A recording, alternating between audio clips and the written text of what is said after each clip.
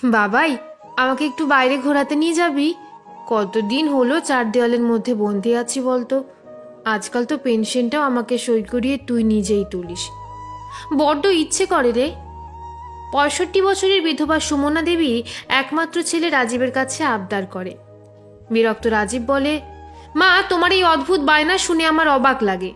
বেশ তো সময় মতো খাচ্ছ, দাচ্ছ, ঘুমাচ্ছ, রোগ হলে ডাক্তার কাকু এসে দেখে যাচ্ছে। কাজ বলতে তো ওই খুন্তি নাড়া, মায়া দিতে সব জোগাড় করে দিয়েই যায়। আর আমরা দুজনে অফিসে বেরিয়ে গেলে বান্টিকে দেখভাল করো, তাও তো স্কুল থেকে ফেরার পর। তা তোমার কোথায় ঘুরতে যেতে শখ হচ্ছে শুনি? সুমনা দেবী বললেন, না রে, সেই রকম কোনো জায়গায় নয়। ওই খোলা আকাশের নিচে মুক্ত বাতাসে কিছুক্ষণ থাকতে চাই। রাজীব রেগে গিয়ে বলে, মা, তোমার সব ছেলে মানুষই বন্ধ করো। এত সুখে আছো তবুও তোমার পোষাচ্ছে না। জানো কত মানুষ আছে যারা বৃদ্ধাশ্রমে মাকে রেখে আসছে, তুমি তো বেশ আরামেই আছো। আর কিছু বললেন না সুমনা দেবী। একটা দীর্ঘ নিঃশ্বাস পড়ে। মনে মনে ভাবেন, একটা সময় কর্তা কতবার বলা সত্ত্বেও ছেলের পড়ার ক্ষতি হবে ভেবে কোথাও ঘুরতে যাননি। আজ সে ছেলে একটু বাইরের প্রকৃতিও দেখাতে নিয়ে যায় না, অথচ ছেলে বৌমা আর নাতি প্রতি সপ্তাহেই ঘুরতে যায়। হয়তো বুড়ো হলে এভাবেই মূল্যহীন হয়ে পড়তে হয়। আজ সকাল থেকে খুব আনন্দ হচ্ছে সুমনা দেবী।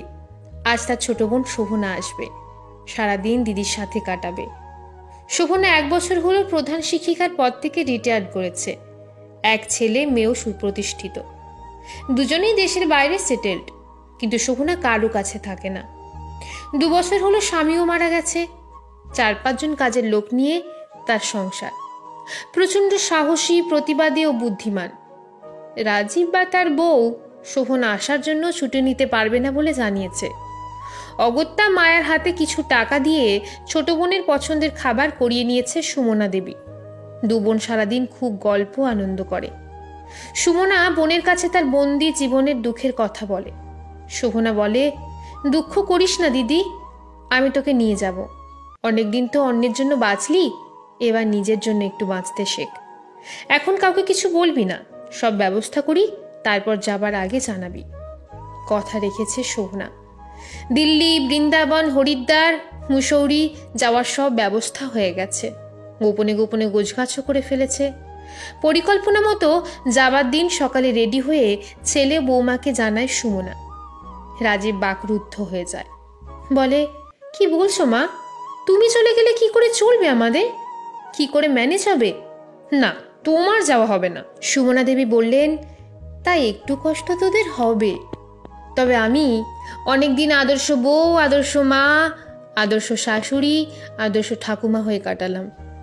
এবার একটু নিজেকে ভালোবাসতে চাই, নিজের অস্তিত্বটাকে একটু জাগাতে চাই।